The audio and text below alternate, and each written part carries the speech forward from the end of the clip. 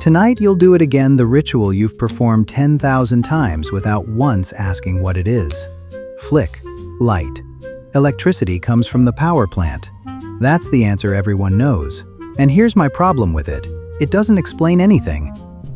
Because look at the power plants. One burns black rock. One splits atoms. One is a river falling. One is wind on a hill. 4 completely different beasts, and out of every single one comes the exact same thing, the push that lights your lamp. How? Here's the answer, and it should sound impossible. The fire doesn't make electricity, the atoms don't, the river doesn't. Deep inside every one of those plants, they are all doing one identical thing, a single trick, found in 1831 by a bookbinder we've met before. The trick is this: they move a magnet. That's it. That's the machine your whole world plugs into. Fire, atoms, rivers, wind, different servants, one master move. Civilization runs on one trick. Michael Faraday, the bookbinder's apprentice who saw invisible fields around every magnet. Last time he showed us space isn't empty. Now watch what he does with it. Because a map of invisible arrows is beautiful. But Faraday was about to make the arrows work. Everyone already knew half the secret. In 1820, Hans Ørsted noticed that a wire carrying current nudges a compass needle sitting beside it. Electricity creates magnetism. That door was open, and every physicist in Europe stared at the obvious question: does the door swing back? Faraday tried for years. Wrap a coil of wire, set the strongest magnet you can build right beside it, wait for current. Nothing. Days of nothing. Years of nothing. A magnet sitting next to a wire does absolutely nothing at all. The door looked shut. Then, in 1831, he catches it. Move the magnet and the needle jumps. It leaps as the magnet approaches, dies the instant it stops, kicks backward as it leaves. There was the secret, hiding for a decade. A field sitting still does nothing. A field changing pushes electrons. So build the simplest machine in the world. A coil of copper, a magnet, and motion. Move one past the other, the universe only counts the change, so either one can move and electrons surge through the wire. That machine is called a generator. That's all a generator has ever been. Now open up a coal plant. All that fire has exactly one job: boil water. The steam has one job: shove a turbine into a spin.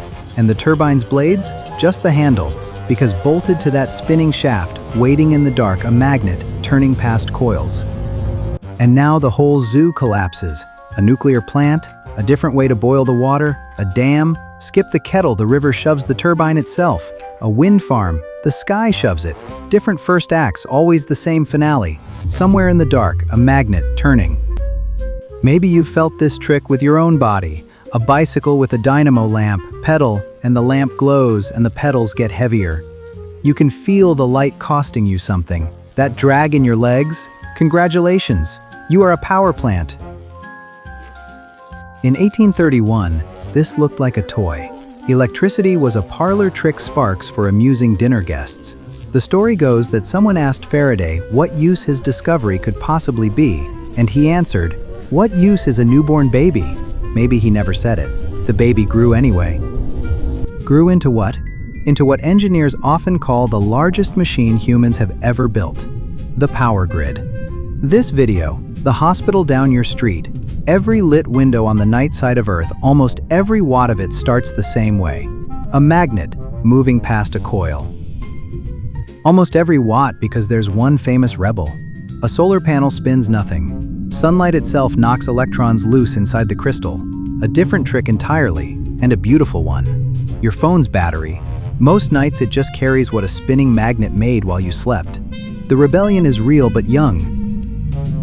And it runs both ways. Flip on a kettle and you draw current, and current pushes back on the magnet, making it. Somewhere, a turbine leans a shade harder into its steam. One kettle among millions, far too small to measure, but real. You just leaned on a machine 100 miles away. Step back and laugh at this with me. We split the atom, we dammed rivers, we built machines that drink fire, and all of it just to do the one thing a bookbinder did with his hand in 1831, move a magnet near a coil of wire. So tonight, at the light switch, pause 1 second, that's all, and feel what your finger actually does. It closes a loop of copper that runs from your wall, under streets, across fields, into a dark hall where a magnet is spinning for you. You'll never see it. It turns anyway. One loose thread, you may remember it. Shake a field and a ripple races outward through empty space. No wire to carry it, no coil to catch it. Our trick makes those ripples constantly. So what are they? Careful, you're staring straight at one right now. That's next time. For now, listen. The current in your walls sloshes back and forth 50 or 60 times every second depending on where you live. Because somewhere, right now, a magnet is turning in perfect time with it. Fire, atoms, rivers, wind. One trick, move a magnet. That's civilization. If any of that just made your brain tingle, hit subscribe and tap that bell. Because trust me, next time, it gets even weirder. Mom, guess what I'll learn next?